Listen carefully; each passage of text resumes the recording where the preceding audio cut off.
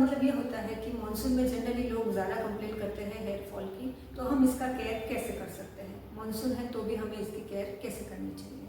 सबसे पहले नंबर पर जो पॉइंट आता है हाइड्रेटिंग योर बॉडी। इसका मतलब ये होता है कि वाटर इनटेक ज़्यादा से ज़्यादा होना चाहिए, क्योंकि जब हम बाहर निकलते हैं अगर हमारे बाल ड्राई है और रेनी वाटर या ह्यूमिडिटी का एक्सपोजर होता है तो हमारा जो हेयर का क्यूटिकल लेयर होता है वो फूल जाता है, मतलब स्वेलअप हो जाता है एंड वो फिर अपनी प्रीवियस कंडीशन में नहीं आ पाता, इसलिए वो बस्ट हो जाता है। इसलिए हमें हमारे बाल फ्रीजी या स्प्लिट एंड ज़्यादा दिखाई देते हैं। इसलिए हमें कोशिश करनी चाहिए कि हम वाटर इनटेक ज़्यादा से ज़्यादा रखें। एक और पॉइंट आता है कि बैलेंस डाइट। हम बैलेंस डाइट का ये मतलब होता है कि हम हमारा जो भी न्यूट्रिशन ले रहे हैं उसमें हम पूरा ध्यान रखें कि green leafy vegetables, fruits, milk, nuts, ये सारी चीज़ें रेगुलर बेस पे होनी चाहिए ताकि न्यूट्रिशनल डेफिशिएंसी ना हो और हम हेयर फॉल से बच सकें।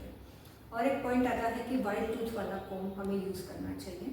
वाइट टूथ वाला कोम इसलिए यूज़ करना चाहिए क्योंकि रेनी सीजन में ह्यूमिडिटी की वजह से हमारे बालों में टैंगल्स ज़्यादा हो जाते हैं, तो वाइट टूथ वाला कोम यूज़ करने से हम टैंगल्स इजीली निकाल सकते हैं और हमारे बालों को इजीली डीटैंगल कर सकते हैं।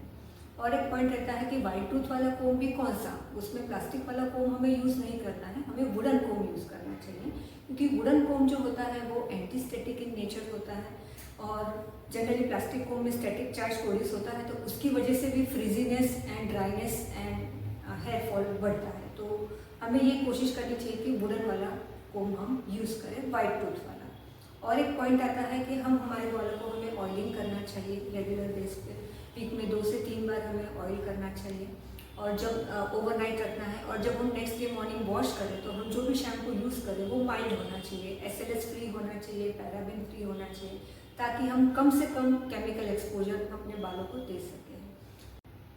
आफ्टर शैम्पूइंग हमें हेयर सीरम यूज़ करना चाहिए, क्योंकि ह्यूमिडिटी की वजह से और रेनी सीजन की वजह से ड्राइनेस बहुत रहती है, तो हमें रेगुलर बेस पे शैम्पू के बाद सीरम लगाना चाहिए। और एक पॉइंट आता है कि हमें स्टाइलिंग टूल्स यूज़ नहीं करने चाहिए, मतलब जो हेयर ड्रायर आता है वो हमें यूज़ नहीं करना चाहिए, क्योंकि बहुत ज़्यादा हीट होती है उसमें और उसमें हमारे बाल और ज़्यादा ड्राई और फ्रीजी हो सकते हैं।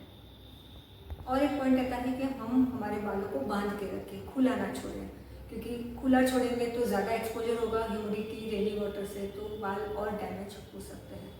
हम हमारे बालों को बांधें तो जो भी हम बैंड यूज़ करने वाले हैं वो इलास्टिक बैंड नहीं होना चाहिए। हम कोशिश करें कि वो जो भी बैंड हो वो सैटिन क्लॉथ का हो या वेलवेट का हो या कॉटन क्लॉथ का हो, या तो फिर हम क्लचर यूज़ करें या तो बटरफ्लाई यूज़ करें, तो हमें इलास्टिक बैंड नहीं यूज़ करने चाहिए।